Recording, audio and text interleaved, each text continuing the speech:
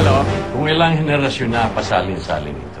Ang mahiyawag ito, ang tumatayong tagapag-alaga ng pangalan at negosyo ng ating pamilya. Sinasaling ko na sa iyo ang responsibilidad na. Salamat, Polo. Tinuloy mo yung plano?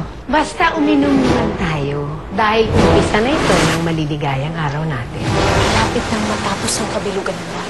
Kailangan kong kumilos kaagad. Ngunit labag sa kautusan ng mga babaylan ang gamitin ng kapangyarihan sa paghihigante. Hindi lamang ito paghihigante, ate. Ito ay paghingi ng katarungan para kay Ana. Ito na ang katuparan natin pa.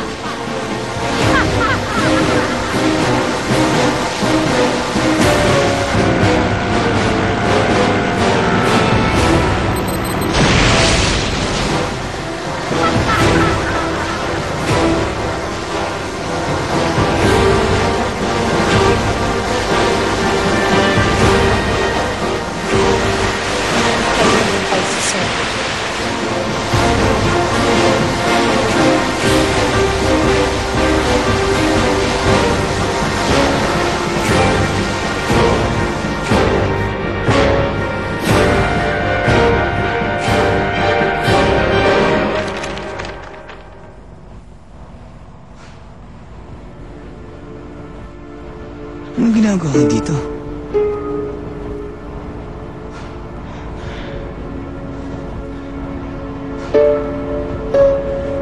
Huli ko naalala. Hinahabol ko yung magandang babae.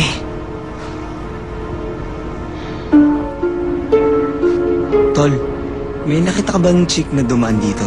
Sexy, maganda? Ang nakikita ko lang sexy chick dito. Yung nasa harap ko. Huh? Dito? Salamat pare ah.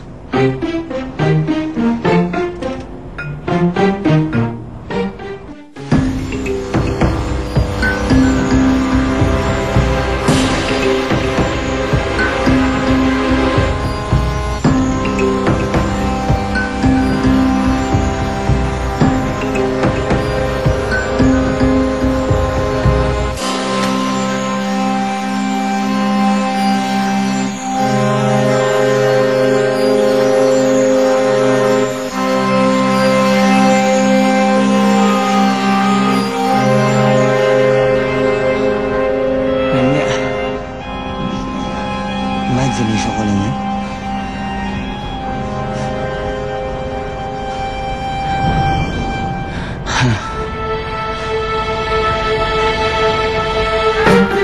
Walang kamalay-malay si Lala na sarili niya ang kanyang nakita.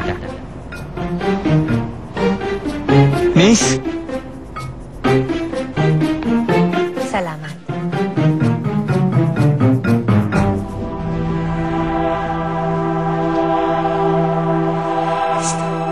Gaston? Pato, nasaan ang anak ko? Nasa lobby yata, tita. Gaston! Gaston! Gaston! Griselda, ano tagsigaw ka rin na para kang binunutan ng iting? Bigay mo ito sa driver ko. Nasaan pa?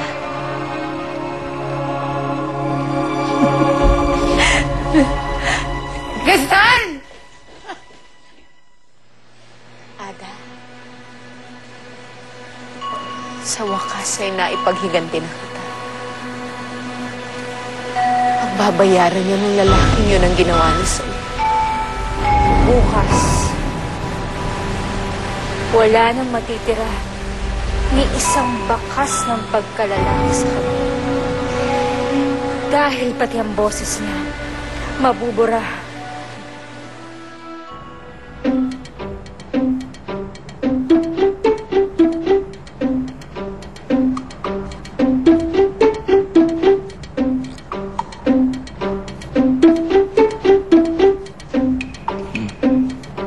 Miss?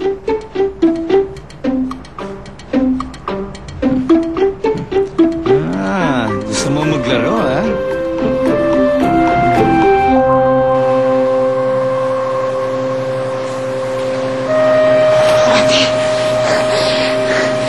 akong matutuwa siya sa ibabalita ko.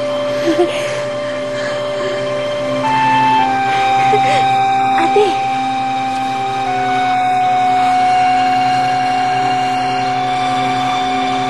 Sarah, anong ginawa mo?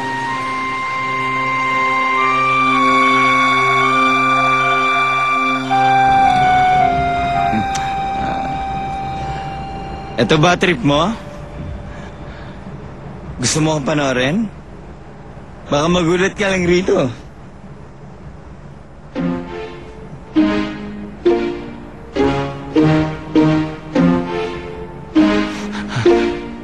Asan na yun?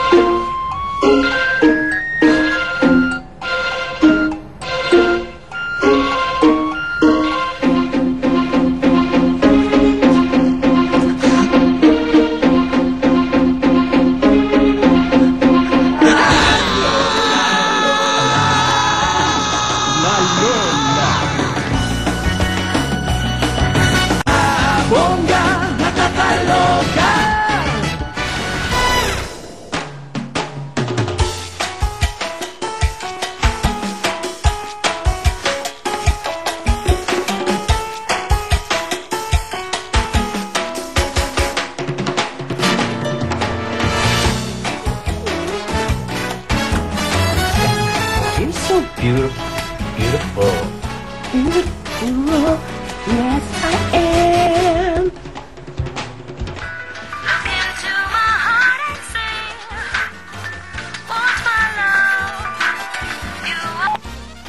Hello?